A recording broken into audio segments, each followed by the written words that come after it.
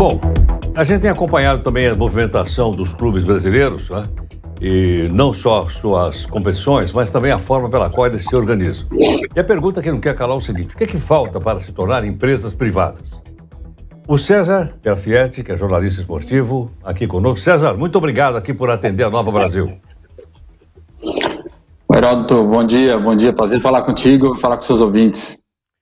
César, tem mais incentivos ou tem mais empecilhos para chegar nisso? Haja vista que, pelo que a gente acompanha aqui, os times geralmente são coordenados sempre pelos mesmos. O cara fica 30 anos, outro fica 20 anos, sempre aquele mesmo grupinho e tal, e não sai daquilo.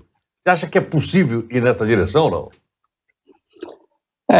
Precisamos primeiro analisar sobre duas óticas, né? A ótica legal, os clubes hoje podem ser empresas, não é problema, e existe até uma lei que incentiva isso, que é a lei da SAF. Cruzeiro, Vasco, Botafogo, Bahia já viraram empresa, né? Então isso já é possível fazer. Aí entra essa segunda parte que é o que você comentou, a vontade política. Existe uma lenda de que os clubes são dos seus torcedores e não tem donos, mas na prática tem ali aquele grupo de abnegados que a gente fala, né? Pessoas que se dedicam ao clube, mas que de fato trabalham para o clube 24 horas e que não querem largar o osso, vamos dizer assim.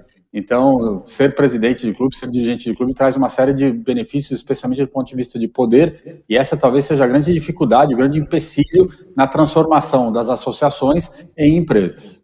César, e para alguns é até trampolim político, né? Para virar deputado, sempre senador, acontece. Sempre acontece. Acho que no passado o Brasil já teve muito mais disso, né? Existia a chamada bancada da bola, que diminuiu muito, mas ainda assim, quando o clube vai bem, o dirigente acaba sempre dando um jeito de se aproveitar disso. Agora, César, então, para onde vai indo a organização? A gente olha para a Europa ou vamos olhar aqui para nós mesmos? Vamos em direção a essa transformação em empresa? Qual é a sua avaliação? A lei da SAF, que de fato regula de uma maneira um pouco mais organizada essa transformação, ela é muito recente, ela tem pouco mais de um ano.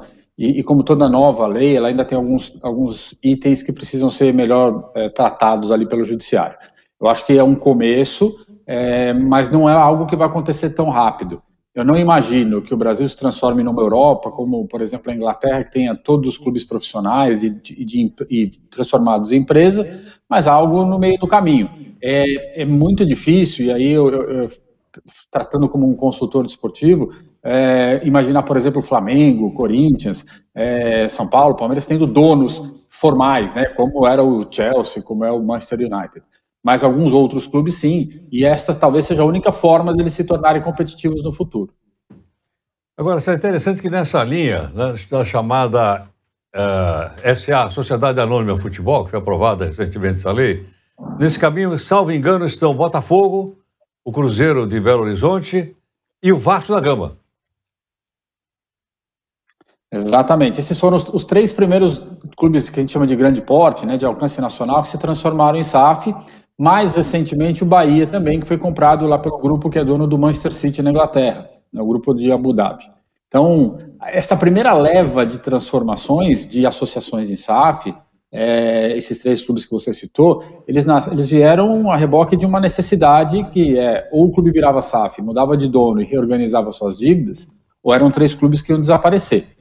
O Bahia já é uma construção, tanto que ele veio depois, uma construção um pouco mais lógica. Um clube grande, de fora do país, aportando tecnologia, aportando conhecimento, para pegar um clube que é grande, mas que ainda é regional, e tentar transformar num clube nacional. Então, a primeira urgência foi para salvar clubes. Por isso que eu imagino que tenhamos ali ainda, pelo menos 1, 2 anos, para voltar a ter uma nova leva de transformações de clubes de grande porte, melhor estruturados, com transformações melhor desenhadas. Ô César, eu acho que para nós seria até uma coisa assim, vamos dizer, não comum, a gente imaginar que um estrangeiro pudesse comprar um time brasileiro.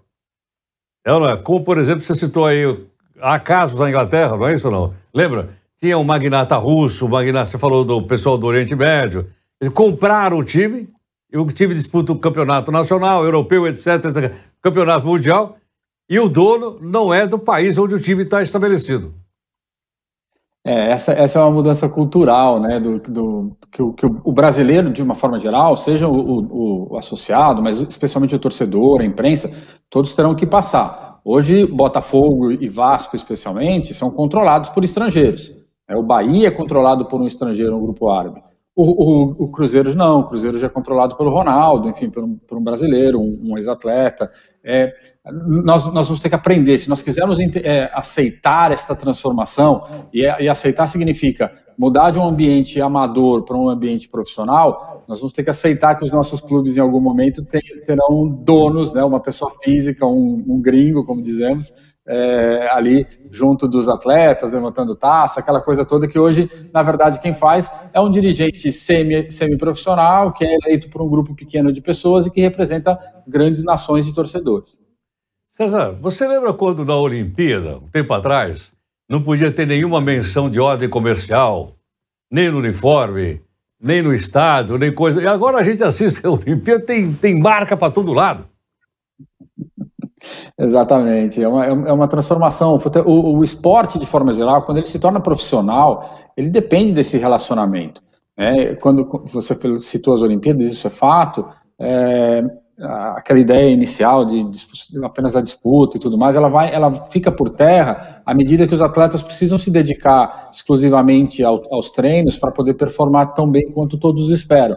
Então isso demanda patrocínios, demanda que haja dinheiro vindo de fora ali do ambiente amador. E o futebol fica longe disso. Se nós quisermos ter grandes times, bons atletas, um futebol de melhor qualidade sendo jogado no Brasil, temos que nos aproximar do que se faz na Europa, que é justamente ter clubes que agem de uma forma profissional, e isso traz mais dinheiro, e isso melhora a qualidade do espetáculo. Se não mudar, a gente vai continuar sendo exportador de pé de obra? Vai. Eu acho que nós nunca deixaremos de ser. Agora, nós poderemos diminuir muito esta quantidade, mantendo em casa bons atletas. Hoje, atletas de 17, 18 anos, até menos, 16 anos, acabam indo embora tão cedo e nós nem os vemos em campo. Talvez, com essa reestruturação, com a maior profissionalização, nós possamos segurar mais atletas e vender só aqueles que são inevitáveis. Mas, ao mesmo tempo, podendo trazer atletas de bom nível, boa qualidade, que disputam competições médias na Europa e que poderiam ser muito úteis no campeonato local. César, esse movimento é só no Brasil ou tem no futebol latino-americano? Por exemplo, no México, no Peru, na Argentina, também estão indo nessa direção ou não? O México já é um país que onde os clubes são de proprietários, são empresas há muitos anos. Mas é um sistema meio caótico, onde o mesmo dono controla 2 times que disputam a mesma competição. Então é uma coisa meio confusa. No Chile, no Peru, na Colômbia, já é possível ter empresa, no Uruguai também. O único país que proibiu efetivamente de você ter um dono é a Argentina, que prefere manter as tradições das associações. Então, fora a Argentina, todos os outros, de alguma forma, se movimentam, buscando essa mesma direção que o Brasil está vendo agora. Perfeito. César, como é que a gente acompanha o seu trabalho, além da entrevista aqui na Nova Brasil? Bom, pode acompanhar pelo Twitter, eu sempre estou por lá, @César Grafietti, então vocês me encontram por lá, e eu tenho uma coluna que hoje é no site Infomoney, mas que vai mudar de lugar, então quando ela mudar pelo Twitter, todo mundo pode saber para onde eu estou indo.